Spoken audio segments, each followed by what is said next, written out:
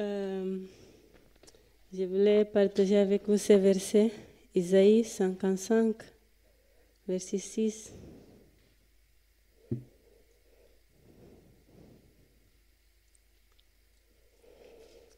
Il dit, cherchez l'Éternel pendant qu'il se trouve, invoque-le tandis qu'il est prêt. Amen.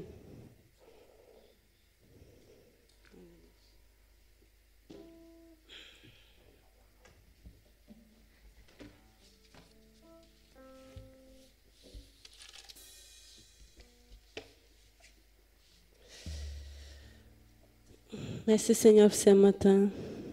Merci pour ce soleil qui brille, Seigneur. Je loue ton nom éternel. Seigneur, nous louons ton nom ce matin parce que tu nous as sauvés. Merci, merci pour cette opportunité de pouvoir te louer, de pouvoir t'adorer, Seigneur. Au nom de Jésus. Amen. Je loue ton nom éternel.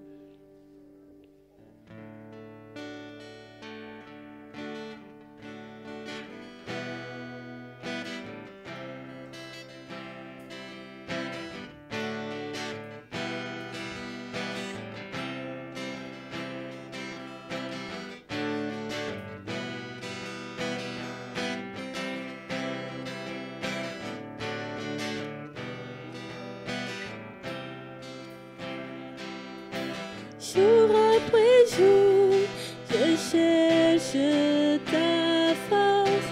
Jour après jour, je vois ta grâce. Où je me rapproche, où j'aime louer ton nom.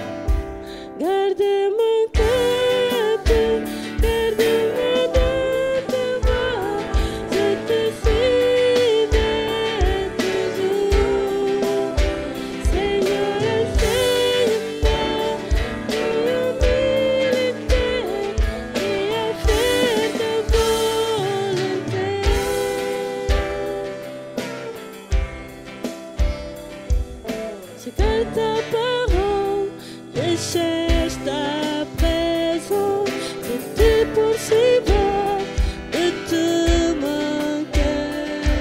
Car un jour je sais, je vais te voir, Seigneur. Garde mon cœur pur, garde-moi de te voir, je te suivrai toujours. Seigneur, enseigne-moi ton humilité et à faire ta volonté. Garde mon cœur pur, garde-moi de te voir, je te suivrai toujours. Seigneur, enseigne-moi ton humilité et à faire ta volonté.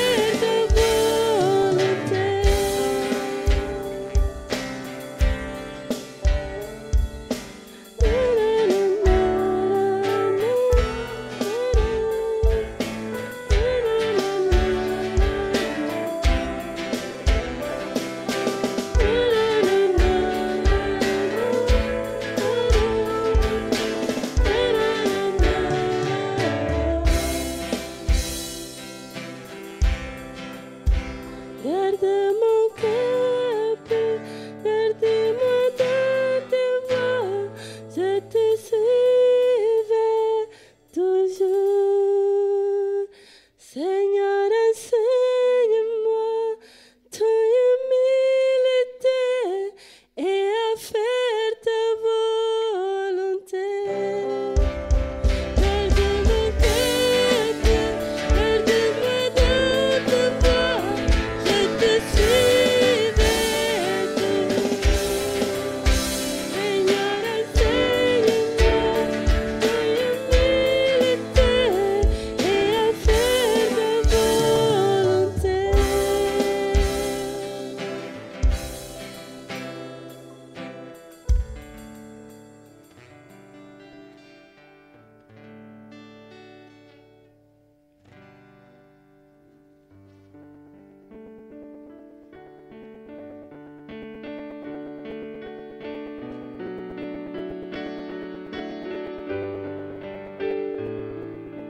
Je te donne tout, Seigneur.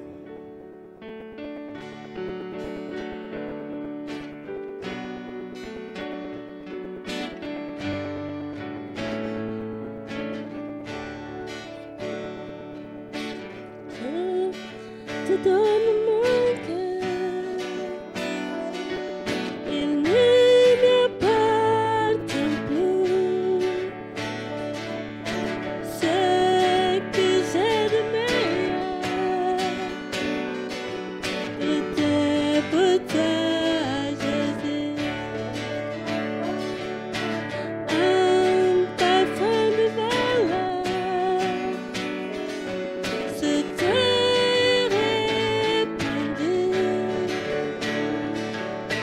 C'est au fond de mon cœur, je suis à toi, Jésus. Pour mon âme, pour mon cœur, je te donne tout. Pour ma vie, et voici, je te donne tout. Mon cœur est à toi, tout à toi. Mon cœur est à toi, tout à toi.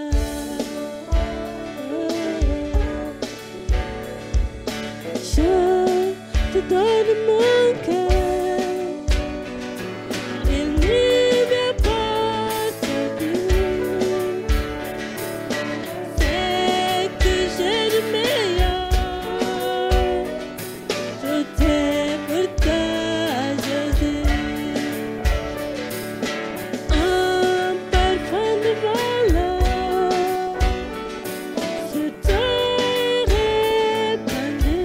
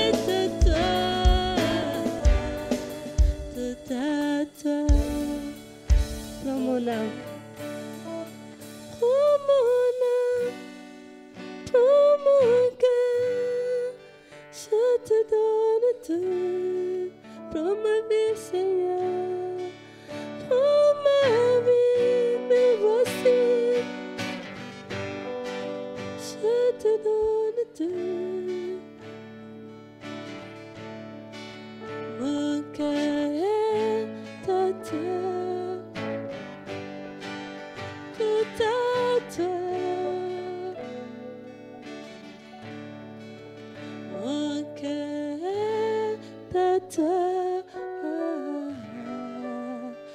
tout à toi. Alléluia, Seigneur. Je te donne tout ce matin, Seigneur. Mon cœur est à toi, Seigneur. Viens nous remplir, Seigneur, de ton esprit. Seigneur, nous te donnons tout ce matin. Prends tout, Seigneur. Prends tout, Seigneur. Oh Dieu Tout-Puissant, prends tout ce matin.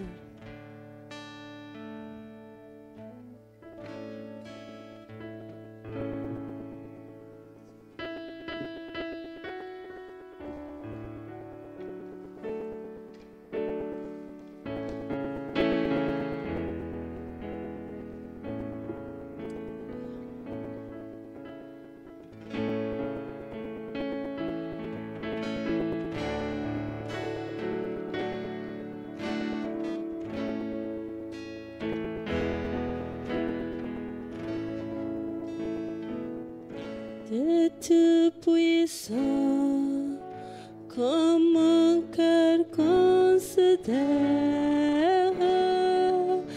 tout l'univers créé par ton pouvoir. Les cieux des eaux, les éclairs, les tonnerres, le clair matin, les hommes puissants. De tout mon être alors se lève un chant. Dieu Tout-Puissant, et tu es grand. Et tout mon être alors se lève un chant. Dieu Tout-Puissant, et tu es grand.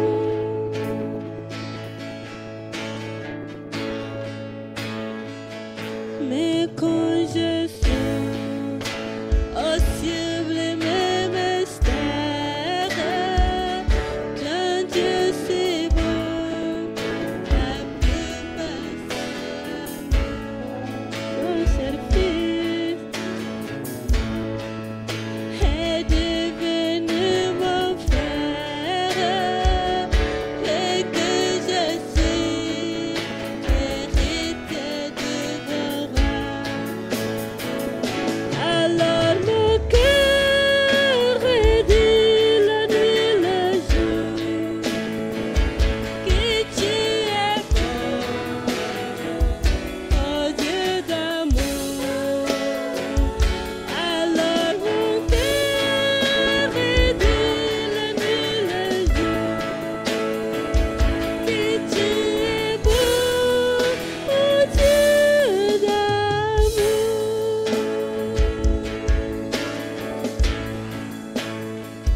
Comme un sauveur éclatant de lumière se lèvera de son trône éternel, et que le sang, les douleurs de la terre ne pourraient voir le splendeur de je redirai d'un son devant ce nom, et ne pourront que ton amour. Je redirai d'un son devant ce nom, et ne pourront que ton amour.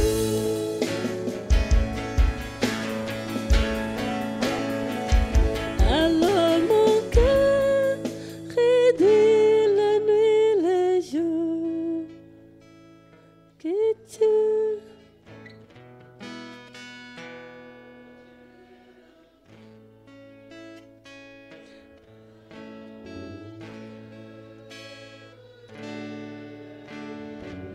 tu es bon, Seigneur, que tu es bon.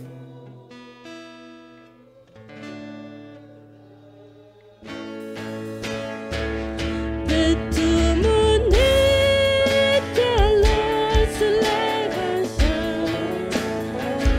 De tout puissant, et tu es grand. De tout mon être, alors se lève un chant.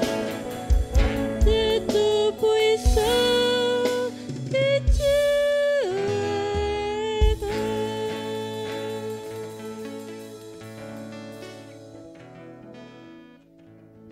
Amen.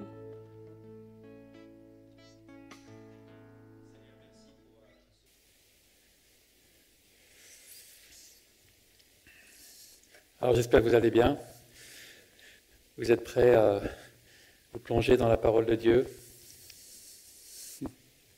Super que chacun ait pu être là ce matin. Je pense que c'est un rendez-vous avec le Seigneur et sa parole.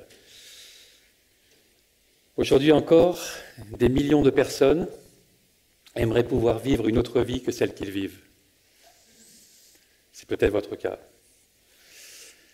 Elles aimeraient changer, mais peu de solutions se présentent. Certains pensent qu'une solution serait d'avoir plus d'argent. Alors ils peuvent mettre leur espoir dans un travail plus rémunérateur, ou comme beaucoup, dans les jeux d'argent, avec l'idée de devenir millionnaire sur un coup de chance. Selon l'INSEE, la moitié des Français s'y adonnent et dépensent chaque année plus de 40 milliards d'euros dans les jeux d'argent, avec une mise moyenne de 2000 € par an par joueur. Donc ça veut dire moyenne, ça veut dire qu'il y en a qui font beaucoup plus et il y en a qui font moins. Et une moyenne de gains de 1600 €. Dans la balance, ça fait qu'en moyenne, les gens perdent 400 € par an dans les jeux. Bon, c'est pour ça qu'il y a la Française des Jeux, c'est pour rentrer de l'argent. Mais bon, il faut bien que les gens gagnent un petit peu de temps en temps, sinon ils seraient découragés de continuer. Et puis ils auraient moins cette adrénaline au moment du tirage, au moment de la course ou au moment du grattage, cette anticipation que cette fois-ci, ça va peut-être être la bonne. Mais même s'ils gagnaient le gros lot, ce qui n'arrive jamais pour la quasi-totalité des gens, ils se rendraient compte par la suite qu'il leur manque encore quelque chose, que ce n'est pas suffisant, que leur vie n'est toujours pas pleinement satisfaisante. Vous connaissez peut-être la réponse que Rockefeller, le célèbre milliardaire, donna à la question « Combien d'argent est assez d'argent ?» Qu'en était-il pour lui? Lui qui avait plus que la majorité des gens. Vous connaissez sa réponse? Non? 1 $ de plus. C'était pas assez, il fallait 1 $ de plus, toujours 1 de plus. Riches ou pauvres, nous finissons par comprendre que ne peuvent être heureux que ceux qui savent se contenter de ce qu'ils ont. Mais comment être content quand tout au fond de soi, et c'est le cas de l'humanité, tout au fond de soi, nous sentons qu'il nous manque quelque chose, même avec tout l'argent du monde. Et même sans parler d'argent, certains, parce qu'ils ne voient aucune espérance d'amélioration à la situation de leur vie, qui est difficile, et qu'ils estiment ne pas être dignes d'être vécus, eh bien, beaucoup décident d'en finir tragiquement en se suicidant. Avec environ 10 000 décès par suicide par an, il y a donc 3 fois plus de morts par suicide que par accident de la route en France. Et encore, une enquête effectuée à Paris dans les années 90 avait montré que 3 suicides sur 4 n'avaient pas été recensés comme tels. Et si c'est toujours le cas aujourd'hui, cela ferait donc quelques 40 000 morts par an de suicide en France. Et on recense aussi environ 160 000 tentatives de suicide. Ça montre quand même le mal-être qu'il y a. chaque année. On parle peu de ces dizaines de milliers de morts, comparés à d'autres, n'est-ce pas, surtout en ce moment, parce qu'elles dérangent et nous mettent face quelque part à nos propres manques, à nos propres souffrances, peut-être aussi à nos propres pensées suicidaires parfois, qui peuvent nous effleurer. Et au-delà de toutes les situations difficiles traversées par les personnes qui aimeraient fuir leur vie actuelle, à travers un gain d'argent hypothétique, à travers le suicide, ou encore à travers de toutes sortes d'addictions, comme celle de l'alcool qui crée des ravages, nous comprenons qu'il manque quelque chose de fondamental à l'être humain. Ce quelque chose qui manque, c'est une aspiration à vivre mieux, qu'on a du mal à définir, mais nous savons en tant que chrétiens que ce quelque chose, en fait, c'est quelqu'un. C'est quelqu'un qui manque, quelqu'un qui apporte une vraie solution pour changer et combler la vie. Le passage que nous allons lire ce matin dans la première lettre de l'apôtre de Pierre parle de cette nouvelle vie possible pour chacun. Et nous lisons donc les versets 3 à 5 du premier chapitre de la première lettre de Pierre. « Béni soit Dieu, le Père de notre Seigneur Jésus-Christ, conformément à sa grande bonté, il nous a fait naître de nouveau à travers la résurrection de Christ pour une espérance vivante, pour un héritage qui ne peut ni se détruire, ni se souiller, ni perdre son éclat. Il vous est réservé dans le ciel, à vous qui êtes gardés par la puissance de Dieu, au moyen de la foi, pour le salut prêt à être révélé dans les derniers temps. » Dimanche dernier, Patrice nous avait déjà lu ce passage.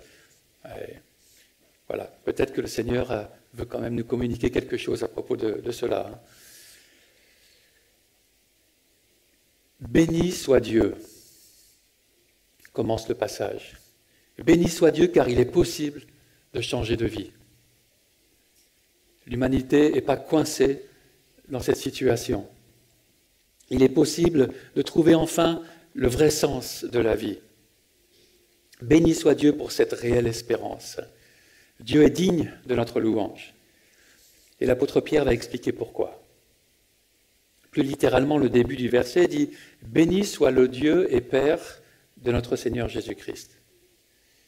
Et ce titre « Dieu et Père » présente Dieu comme ayant une double relation avec le Seigneur Jésus. Le nom Dieu de notre Seigneur Jésus-Christ met l'accent sur l'humanité du Sauveur, et le nom Père souligne la divinité du Fils de Dieu.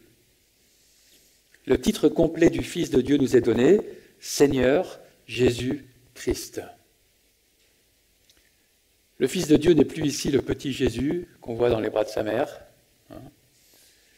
Il est le Seigneur, celui qui dispose du droit de régner sur nos vies et sur tout l'univers. Alors cela peut être vu comme une bonne nouvelle par certains et par d'autres comme une mauvaise nouvelle, en fin de compte. Tous ceux qui ne veulent pas avoir un Seigneur qui règne sur leur vie. Mais tout au long des 20 siècles précédents, beaucoup d'hommes et de femmes ont joyeusement accepté que Jésus devienne leur Seigneur et ils ne l'ont jamais regretté. Ceux qui ne l'ont pas accepté, ceux qui ne veulent pas que quelqu'un règne sur eux, devront quand même un jour fléchir le genou devant lui, reconnaître son autorité, comme l'annoncent les Écritures. Car il est le Seigneur qui jugera la vie de chaque être humain. Mais ce Seigneur, heureusement, il est fondamentalement bon. Et il ne s'impose pas comme un despote, bien au contraire. Vous savez peut-être que le nom de Jésus est la forme grecque de l'hébreu Yehoshua, qui signifie Dieu sauve.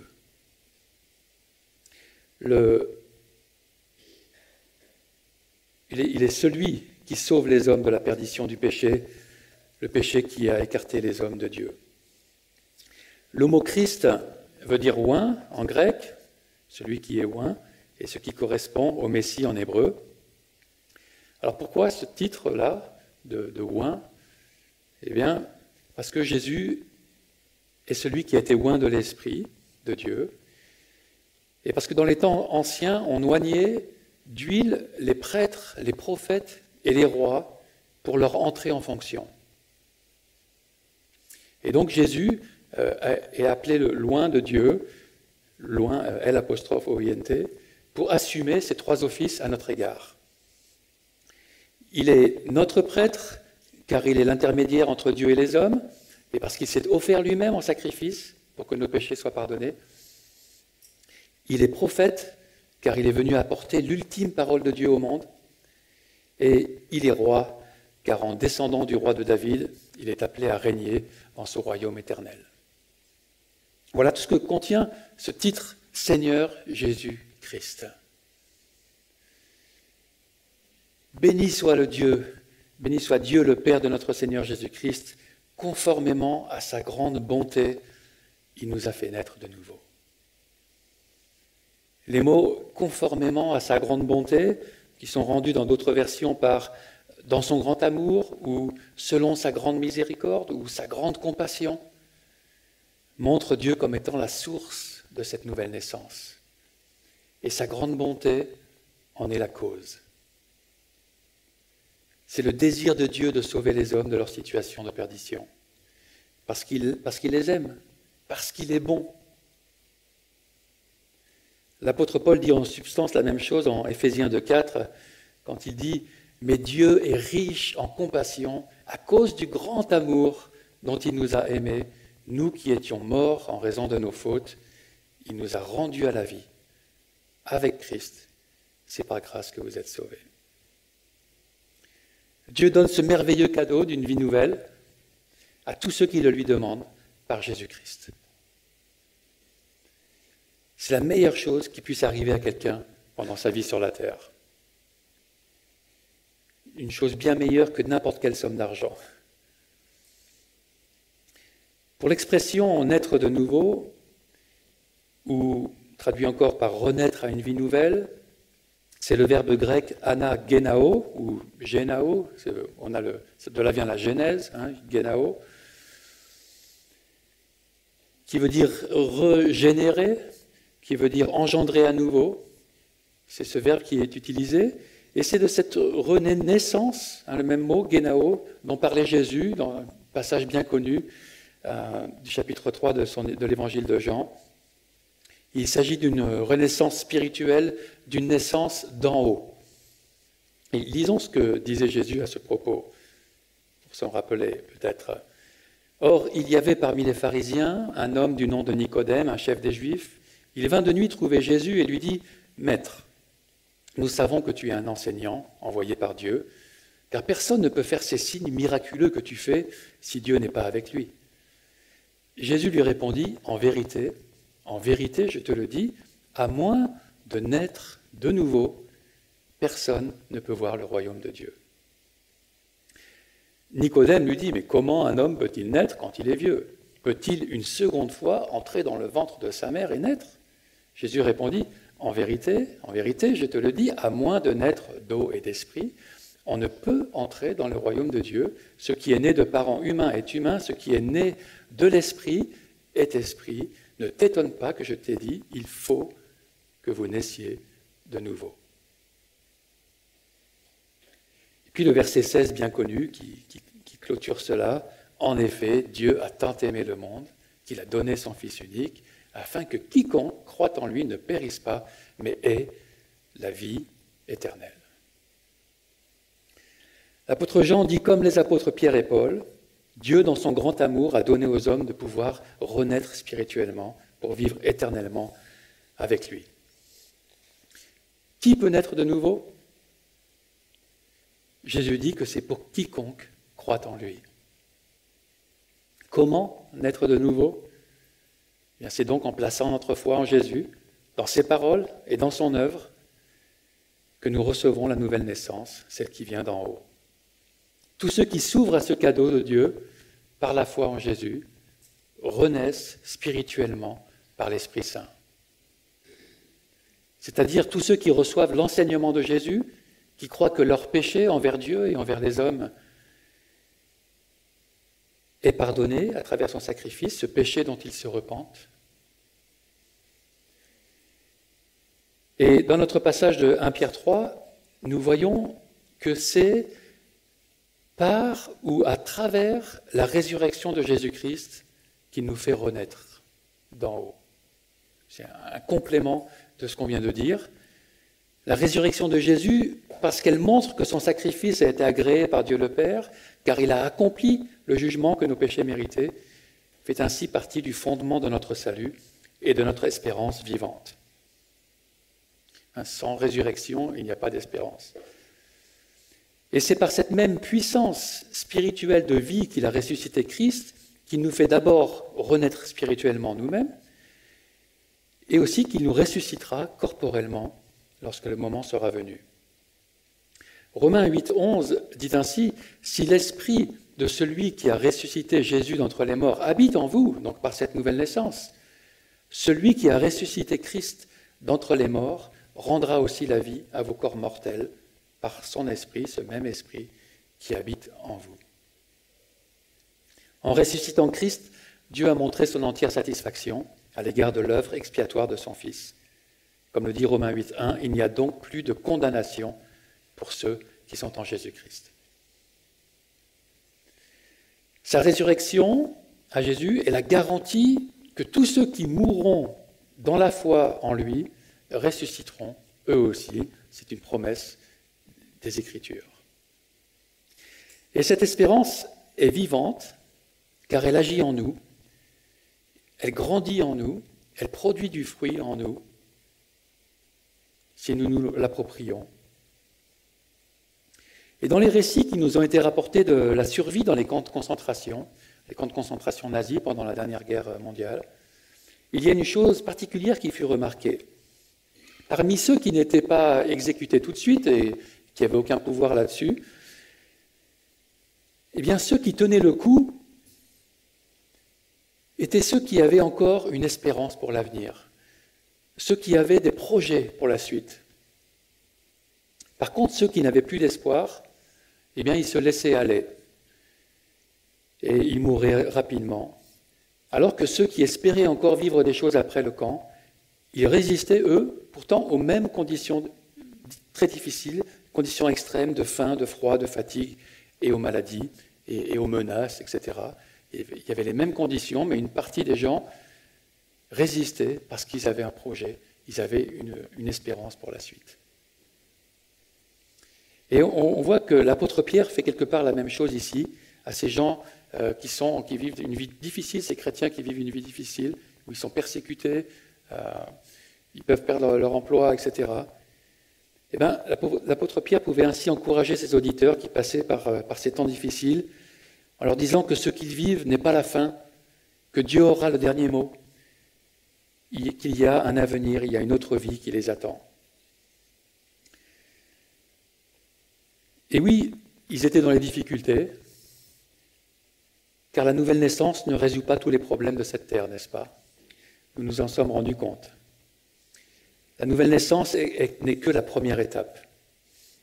Même la nouvelle naissance ne suffit pas à combler totalement ce manque fondamental de l'être humain. Mais il nous est donné une espérance qui agit dès maintenant dans nos cœurs. La nouvelle naissance commence à nous combler, mais nous avons été créés pour plus encore. Pour plus que ça, nous avons été créés pour une communion parfaite avec le Dieu de gloire, pour une communion parfaite entre nous tous, et cela n'est pas encore le cas. Les versets 4 et 5 décrivent cet aspect futur du salut. Donc Dieu nous a fait naître de nouveau pour un héritage qui ne peut ni se détruire, ni se souiller, ni perdre son éclat. Il vous est réservé dans le ciel à vous qui êtes gardés par la puissance de Dieu au moyen de la foi pour le salut prêt à être révélé dans les derniers temps. Quand nous naissons de nouveau, nous avons cette espérance que la Bible dit être certaine d'un héritage dans les cieux. Dieu devient notre Père et nous devenons co-héritiers avec Christ. Imaginez que demain vous appreniez que vous êtes héritier de la somme d'1 million d'euros, disons. Vous seriez content, n'est-ce pas? On ne va pas cracher dessus. Eh bien, la bonne nouvelle, c'est que l'héritage que Dieu nous réserve est infiniment mieux. Le 1 million d'euros devrait être géré et pourrait en fait vous créer même des soucis. Et aux informations, l'autre jour, j'entendais une dame, une rétrospective sur les jeux d'argent qui ont été introduits, le loto qui a été introduit en 1975, je crois, en France. Et puis, donc, parmi les premiers gagnants, il y avait une dame qui avait gagné beaucoup. Et le journaliste l'interviewait et disait, alors, qu'est-ce que ça a changé chez vous? Elle disait, oh, maintenant, j'ai beaucoup d'amis. Bon, je ne sais pas ce que valent ces nouveaux amis. Hein. Et puis, cet argent ne nous servirait que pour un peu de temps, malgré tout. Et puis, on l'a vu, sans combler vraiment. Demandez à ceux qui sont devenus millionnaires comment ils se sentent après quelques années, et s'ils sont vraiment honnêtes, ils vous diront qu'ils ne se sentent pas vraiment mieux qu'avant, en fin de compte. Et parfois même, ils ont plus de soucis. Et ils doivent gérer des soucis qu'ils n'avaient pas avant. Mais ce que Dieu nous réserve nous donnera une joie parfaite pour toujours. On a du mal à imaginer ça. Hein. On ne l'a jamais connu. Pas encore. Ce magnifique héritage qui nous est réservé inclut tout ce dont le croyant jouira, d'abord au ciel, puis dans la merveilleuse nouvelle création, où on comprend que le ciel rejoindra la terre, que les deux ne feront plus qu'un. Là encore, on ne sait pas qu'est-ce que ça va être. Cet héritage, c'est tout ce qui nous appartiendra de vivre dans la gloire, dans la richesse de Dieu, dans la variété de Dieu, qu'on goûte déjà un petit peu sur cette terre, grâce à Christ, tout cela dans une profonde communion avec lui et les frères et sœurs pour l'éternité. Cet héritage-là ne peut ni se détruire, ni se souiller, ni perdre son éclat. Il ne peut se détruire ou se corrompre, signifie qu'il ne peut jamais rouiller, ni se détériorer. Et le mot utilisé ici est aussi employé pour désigner un pays qui est épargné par les catastrophes naturelles. Tout ce qui est sur la terre semble destiné à périr, et cela ne veut pas dire pour autant qu'il ne faut pas en prendre soin, mais rien ne peut atteindre cet héritage céleste. Ni se souiller signifie que cet héritage est lui-même en parfait état, qu'il le restera. Aucune ternissure, aucune tache ne pourront jamais atténuer sa pureté, car il ne peut être affecté par le péché. Dieu avait dans le passé donné un héritage à Israël, image de cet héritage à venir, mais ils ne l'ont pas respecté. En Jérémie 2,7, Dieu avait dit « Je vous ai fait venir dans un pays semblable à un verger, pour que vous en mangiez les fruits et les meilleures productions. Mais vous êtes venus et vous avez souillé mon pays. Vous avez fait de mon héritage une abomination. » C'est terrible, n'est-ce pas? Mais l'héritage céleste, lui, ne peut pas être souillé, car le péché n'y a pas accès. Il n'y aura plus d'idoles. Il n'y en a pas auprès de Dieu. Nous n'avons pas encore l'expérience de ce qu'est un endroit non souillé, car toute la terre est souillée. Nous-mêmes, nous sommes souillés par le mal autour de nous, en nous, parce que tout ce qui est mauvais. Mais au fond de nous-mêmes, nous aspirons à cette pureté, à cette communion parfaite. Nous savons intuitivement que nous avons été créés pour cela. Quiconque a cette espérance, nous dira Jean, commence à se purifier en s'appuyant sur l'Esprit Saint et à grandir en communion avec Dieu et avec les autres. Cette troisième expression, perdre son éclat ou ni se flétrir, signifie que ni la valeur, ni la gloire, ni la beauté de cet héritage ne seront jamais altérés, car il ne peut être affecté par le temps qui passe. Un héritage terrestre n'est jamais une certitude absolue. La dégradation, la guerre, les tremblements de terre, les vols, la maladie peuvent venir. En revanche, cet héritage divin n'est pas tributaire du passage du temps ou des aléas terrestres ou de la vie. Notre texte donc dit qu'il est réservé pour ceux qui sont nés de nouveau en Jésus-Christ. Donc, il nous attend et ni la puissance romaine de l'époque ni le fisc d'aujourd'hui ne pouvait ou ne peut rien en prendre. La Bible nous assure que nous jouirons pleinement de cet héritage qui nous attend, là où il y aura joie, paix, communion totale sans plus aucune souffrance. Là encore, on ne sait pas qu'est-ce que ça va être, mais on a une petite intuition quand même. Hein. Et il est réservé à nous qui sommes gardés par la puissance de Dieu au moyen de la foi, nous dit le verset 5. Être gardé implique que nous avons à être protégés contre des ennemis. Quels sont ces ennemis ? Ils peuvent provenir de l'extérieur, comme le diable, ou de l'intérieur, de notre chair qui est attirée par le péché. Notre protection repose avant tout sur Dieu, en qui nous plaçons notre confiance pour notre salut. Sa puissance est infinie et invincible. Si nous restons sous sa protection, rien ne pourra nous atteindre. Ainsi a dit Jésus en Jean 10, 28, en parlant de ses disciples, ses brebis, « Je leur donne la vie éternelle et elles ne périront jamais. Et personne ne les ravira de ma main. Mon Père qui me les a donnés est plus grand que tous et personne ne peut les ravir de la main de mon Père. » Et en Romains 8, 31, l'apôtre dit « Si Dieu est pour nous, qui sera contre nous ? Car j'ai l'assurance que ni la mort, ni la vie, ni les anges, ni les dominations, ni les choses présentes, ni les choses à venir, ni les puissances, ni la hauteur, ni la profondeur, ni aucune autre créature ne pourra nous séparer de l'amour de Dieu manifesté en Jésus-Christ notre Seigneur. » Et en 2 Timothée 1,12, il dit encore « Je sais en qui j'ai cru, et je suis persuadé qu'il a la puissance de garder mon dépôt jusqu'à ce jour-là. » Cette protection de Dieu est à notre disposition. Encore faut-il vouloir en profiter. Notre texte dit que c'est au moyen de la foi que Dieu nous protège. La Bible utilise en plusieurs endroits l'image d'un poussin qui se réfugie sous les ailes de sa mère pour être protégé. Et vous vous rappelez peut-être des paroles de Jésus lorsqu'il dit à Jérusalem « Combien de fois j'ai voulu rassembler tes enfants, comme une poule rassemble sa couvée sous ses ailes, et vous ne l'avez pas voulu. »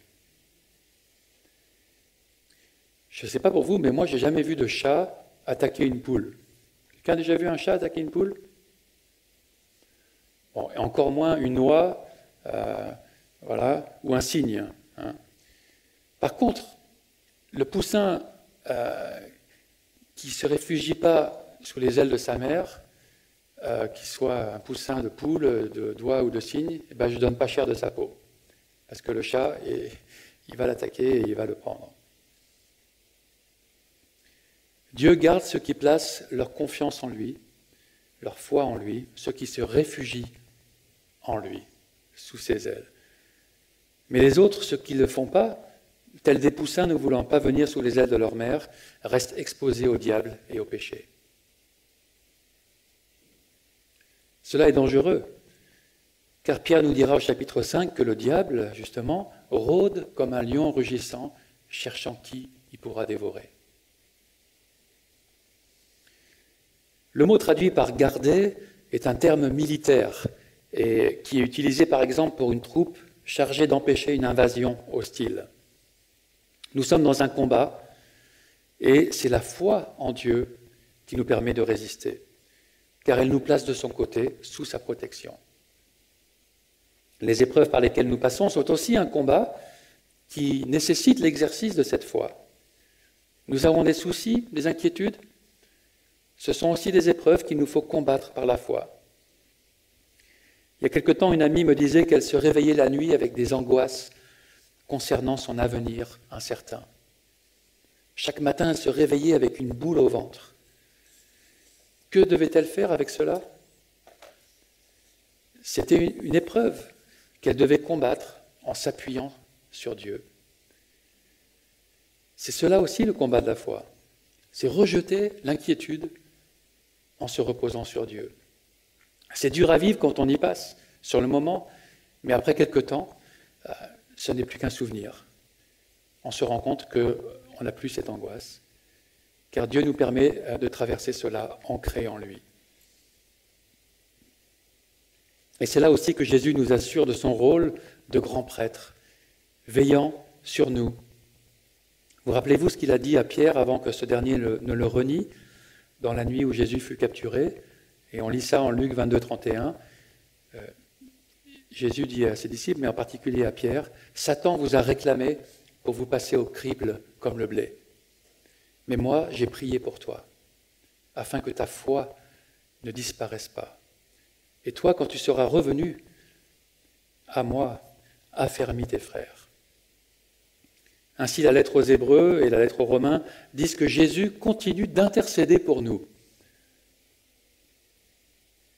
S'il le fait principalement pour assurer que son sacrifice couvre nos péchés, j'imagine qu'il continue aussi d'intercéder auprès du Père pour que notre foi en Dieu, en lui, ne défaille pas.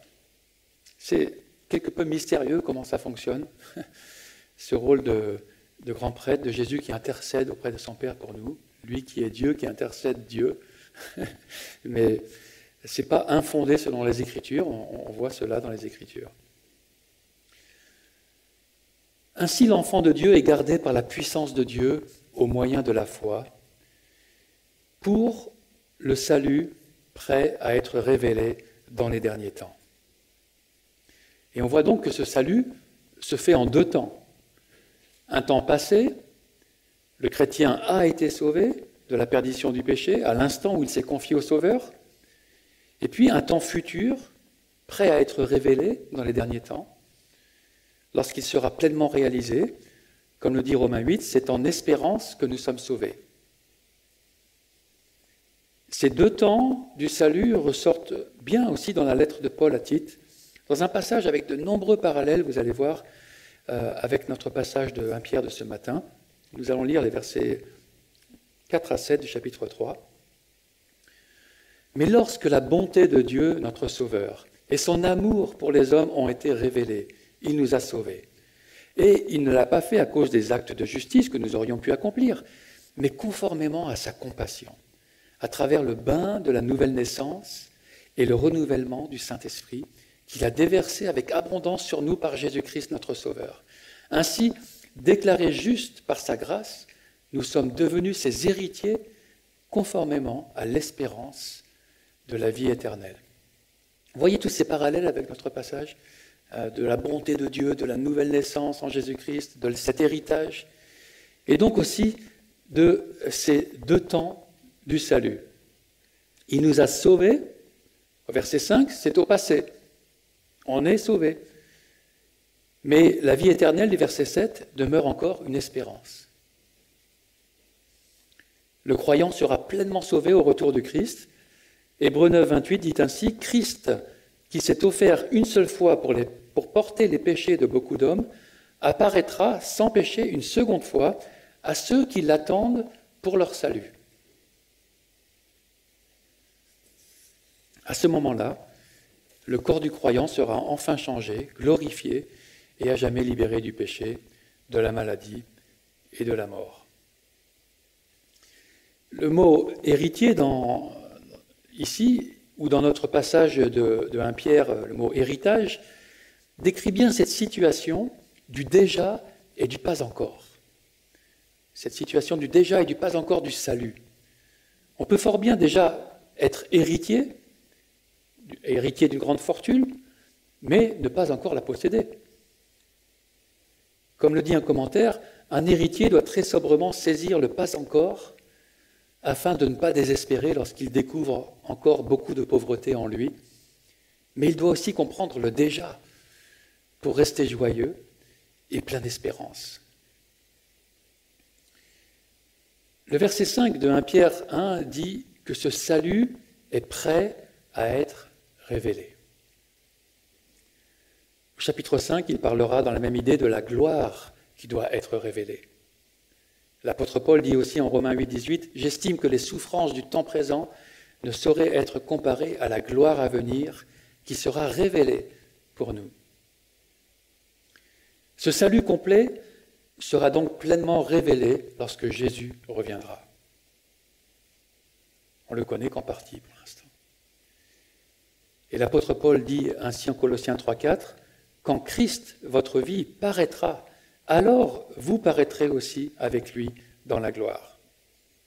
Et l'apôtre Jean le dit d'une façon semblable en 1 Jean 3,2, « Bien-aimés, nous sommes maintenant enfants de Dieu. Nous sommes maintenant enfants de Dieu. Et ce que nous serons n'a pas encore été manifesté. Mais nous savons que lorsqu'il paraîtra, nous serons semblables à lui, parce que nous le verrons tel qu'il est. » Et notre passage se termine par ces mots, « dans les derniers temps », ou on traduit encore par « au moment de la fin ». Cela se rapporte à ce que la Bible appelle l'ultime jour de l'Éternel. Il y a eu des jours de l'Éternel, de jugements qui ont été, se sont passés tout au long de l'histoire de l'humanité, mais il y a un ultime jour qui vient. Et ce sera le jour de la résurrection pour ceux qui sont sauvés. Jésus l'avait ainsi annoncé en Jean 6, 39, en disant « Or, la volonté de celui qui m'a envoyé, c'est que je ne perde aucun de ceux qu'il m'a donnés, mais que je le ressuscite au dernier jour. La volonté de mon Père, c'est que quiconque voit le Fils et croit en lui ait la vie éternelle, et je le ressusciterai au dernier jour. » Mais ce jour sera aussi le jour du jugement, pour tous ceux qui n'ont pas voulu recevoir le salut à travers Jésus-Christ. Jésus qui dit en Jean 12, 48, « Celui qui me rejette et qui ne reçoit pas mes paroles a son juge, la parole que j'ai annoncée. C'est elle qui le jugera au dernier jour. » Sommes-nous prêts pour le jour de l'Éternel? Pour les derniers temps annoncés tout au long de la Bible? Ou est-ce que c'est encore très très loin? Ça ne nous concerne pas vraiment aujourd'hui. Aujourd'hui peut être le dernier jour, le dernier temps pour chacun d'entre nous. Et si nous ne sommes pas prêts, nous sommes en danger. En danger de ne pas avoir accepté la bonté de Dieu en Jésus-Christ, de ne pas l'avoir estimé, cette immense grâce de Dieu. Dieu nous offre une vie nouvelle, une vie éternelle, avec un héritage tellement meilleur qu'aucun héritier n'a jamais eu sur terre. Il nous offre ce pourquoi nous avons été créés, la communion dans sa gloire. Ces mots nous paraissent mystérieux, n'est-ce pas? Mais c'est normal, nous ne pouvons pas comparer cette vie à venir merveilleuse qui nous attend à quelque chose qu'on connaît maintenant. Ce sera tellement différent. Mais pouvons-nous nous réjouir déjà avec Pierre et dire « Béni soit Dieu qui nous a fait naître de nouveau pour une espérance vivante ». Si ce n'est pas encore le cas, ne laissez pas passer cette opportunité de vous réfugier en lui, en Jésus-Christ, sous ses ailes, pour reprendre son expression. Et goûter cette grande bonté de Dieu.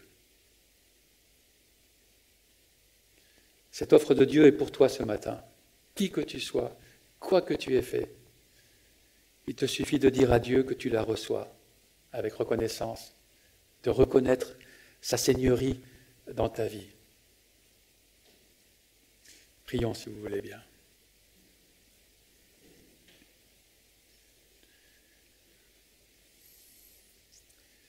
Seigneur,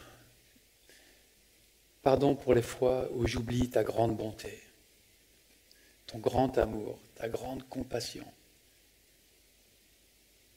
où je prends comme normal d'avoir été sauvé de mes péchés, alors que c'est une merveille de savoir que tu es un tel Dieu qui désire nous avoir avec toi, qui désire vivre cette communion avec nous, et que nous la vivions pleinement entre nous, dans ta gloire. Seigneur, merci d'avoir réveillé en nous cette espérance, de l'avoir apportée comme une encre sûre, nous dit un autre passage, qui pénètre au-delà du voile, dans les cieux, auprès de toi. Merci pour cette grâce en Jésus-Christ. Je te prie, Seigneur, que nous tous qui sommes là ce matin, nous puissions à nouveau nous réjouir dans ta bonté et te bénir de tout notre être pour qui tu es et ce que tu as fait. Amen.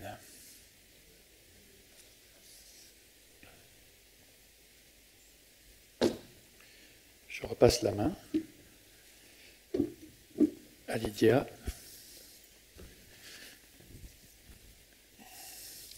Et au groupe de musique, de louange.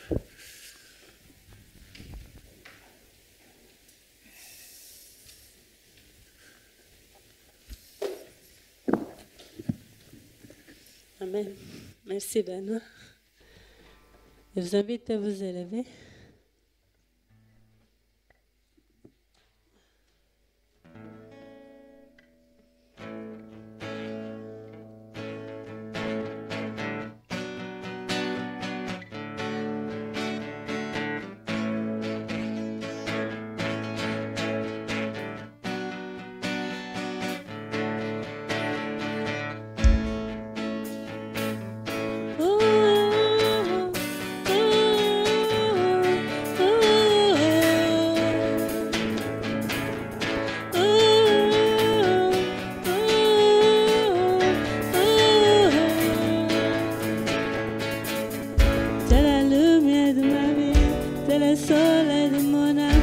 Celui pour que je vis,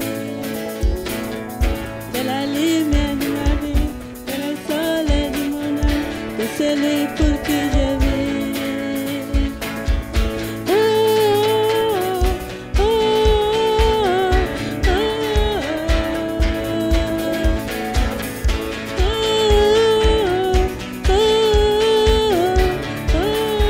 oh, tu es la lumière de ma vie, c'est le soleil de mon âme, c'est celui pour que je vis. C'est la lumière de ma vie, c'est le soleil de mon âme, c'est celui pour que je vis. Je te loue éternel, car tu es mon engagement. Je te loue éternel, de ma bouche à t'élever. Je te loue éternel, je te loue éternel. Je te loue éternel. Oh, oh, oh, oh,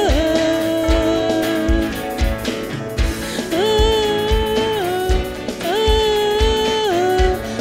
oh, tu es la lumière. Tu es la lumière de ma vie, c'est le soleil de mon âme, c'est celui pour que je vis. C'est la lumière de ma vie, c'est le soleil de mon âme, c'est celui pour que je vis. Je te loue éternel, car tu es mon grand berger. Je te loue éternel, de ma bouche à t'élever. Je te loue éternel, je te loue éternel. Je te loue éternel.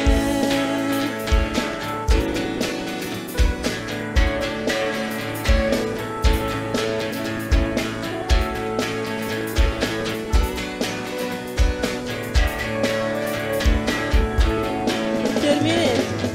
C'est la lumière de ma vie, c'est le soleil de mon âme, c'est celui pour que je vis. Encore une fois. C'est la lumière de ma vie, c'est le soleil de mon âme, c'est celui pour que je vis.